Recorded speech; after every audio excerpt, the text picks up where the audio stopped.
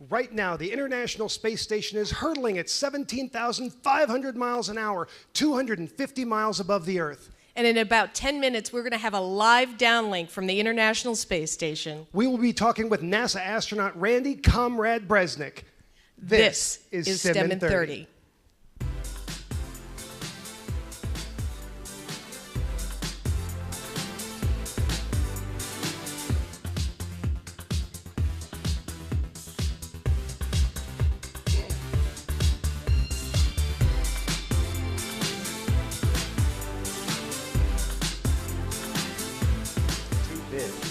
Is STEM in 30.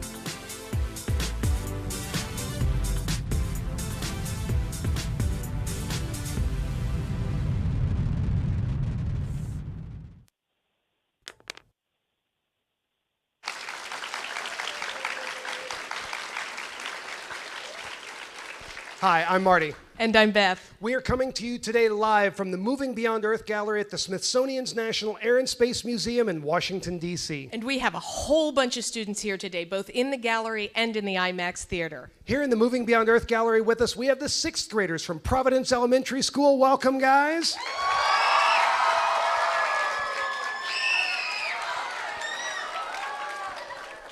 And in the IMAX theater, we have the Washington Aero Club, which introduces students to careers in the aerospace industry. We also have a whole bunch of students around the country tuning in and watching today. Some of them have submitted video questions, which we will see later in the show. Now, earlier this summer, we had a chance to visit Randy Comrade Bresnik in Houston. Yeah, we went down there and filmed a series of videos called ISS Science. These videos include Randy talking about what it's like to live and work on the International Space Station, a hands-on classroom-friendly demo, and a lesson plan so that teachers can extend the learning in their classrooms. Let's take a look at the first episode of ISS Science, which will show you how to spot the station from your own backyard.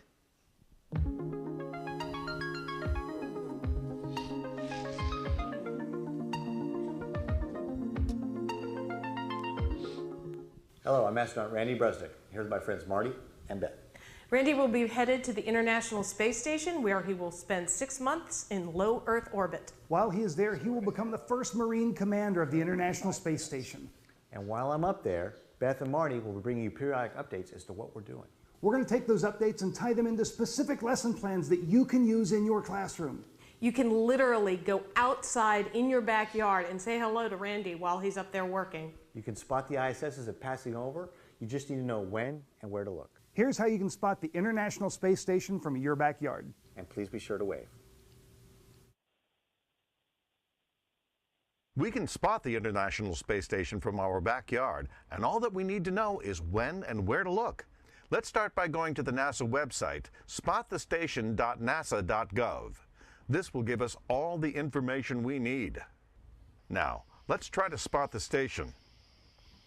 We see on this pass the station will become visible at northwest at 8:32 p.m. Let's be sure we are on time because the space station won't wait. First, let's use our compass to find west. Now find north. Northwest is between north and west. North-northwest is between northwest and north. Okay, got it. Next, we see it's going to disappear in the east. Got that location? The entire visible pass will happen between those two areas. Now we have to determine how high it's going to be. Height is measured in degrees. There's a simple way to determine this height. Hold your hand out away from your body and make a fist. If you place the bottom of your fist on the horizon, that line where the sky meets the ground, the top of your fist will be approximately 10 degrees. You can then stack your fists on top of each other to reach 20, 30, 40 degrees or higher. Tonight, the space station will appear at 10 degrees north-northwest. If I place one fist in front of me while looking north-northwest, this is where it should first become visible. Got it. It will disappear at 20 degrees east. Right there. At its highest point, it will reach 40 degrees. Bingo. We now have a good idea of the approximate path that the space station will be traveling along. It's almost time. Let's look in the general direction of where the path will become visible. We will scan a wider area in case we are a little off with our measurements. The station does not have lights outside that are visible from Earth. When we see it, we are actually seeing the sun reflecting off of it. Once the station becomes visible, it will take about 6 minutes to pass across the sky. It will not blink like an airplane. It will look like a very bright star that is traveling very fast across the sky. Here it comes. Wave to the astronauts.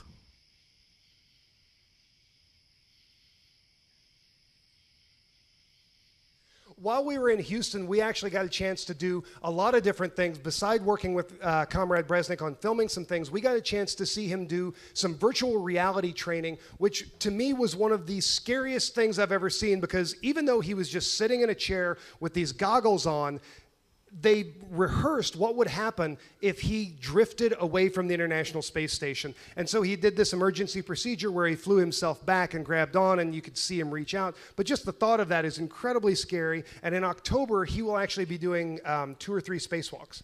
The other thing that was neat to see when we went to Johnson Space Center was they have a Saturn V rocket. Now, this is the rocket that was used during the Apollo missions to get the astronauts to the moon and back. And it's huge, but what's incredible is that there's only a tiny little part that actually comes back.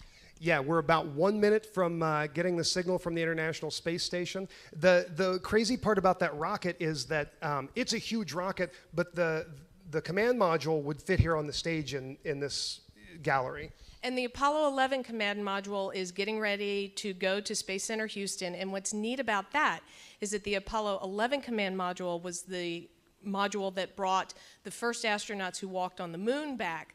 But at Space Center Houston, they also have Apollo 17 command module, which was the last command module to bring astronauts back, so you could get to see the first and the last. It's the only time you get to see 2 of them in the same building. It's really, really cool. All right, we're getting really close to the downlink starting, so we should be seeing mission control real quick.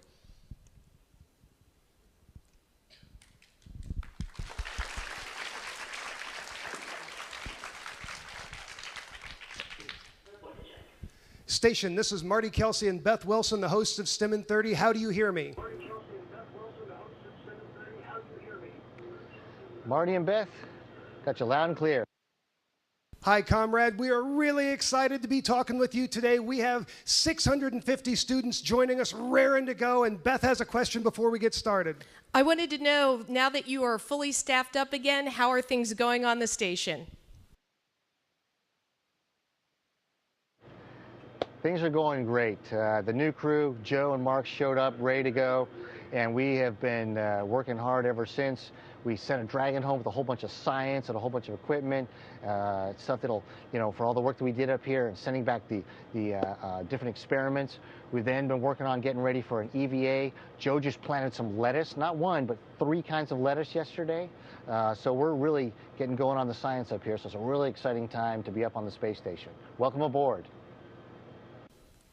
Are you being what you wanted to be in high school?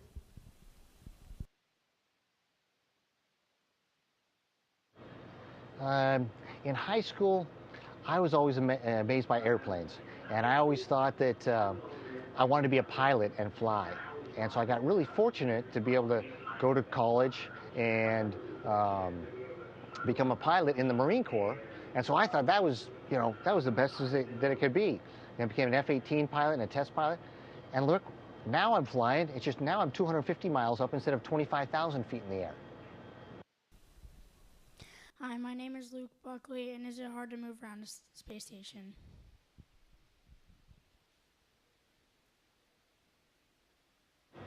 Is it easy to move around? I don't know. You tell me.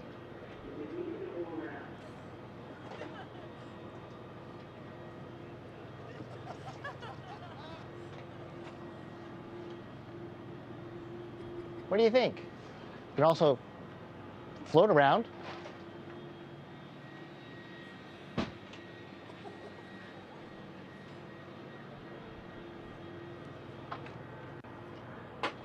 So do you think pretty easy to move around?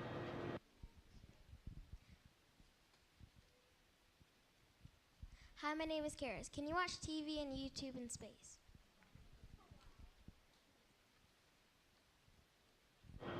We can watch TV. They send us up TV and movies, and we can watch it on our computer. We also have a big screen that we can go ahead and watch movies on Friday night. YouTube, the internet, that is a capability that's here, but there is so much neat, interesting stuff going on up here. I haven't taken the time to look at any YouTube stuff. I'll save that for when I get back on the ground and I don't have the magnificent view of Earth that we have up here. Hi, my name is Emily. My question is, how does water act in space?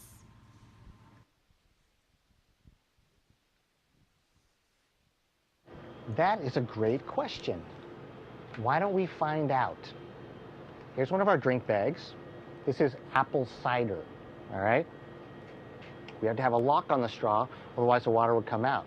Now on Earth, like when it rains, your rain jacket or the window on your car, the water doesn't just fall off, right? Some of it sticks and you'll see droplets. Even though gravity would normally be pulling it down, you'll see droplets on windows, right? Because surface tension of the water holds it in place. Well, we'll show you what surface tension does up here.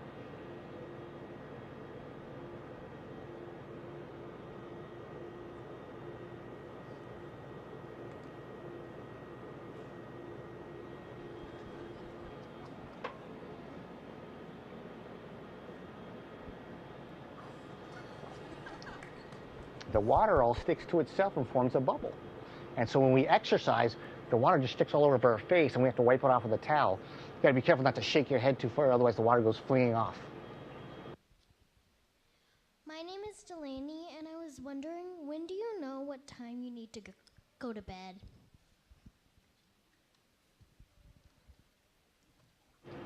Another good question. We don't know when it's time to go to bed because the sun goes down 16 times a day for us. So we have to use our watches to tell us when it's time to go to bed.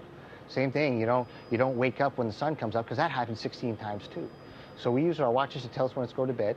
We have a work day, we have exercise, and then usually we get to bed with a little bit of time to brush our teeth, call home, write emails, watch a little TV, and then we go to sleep and get ready to start the next day. Hi, I'm Marilena. What do you do in your free time in space?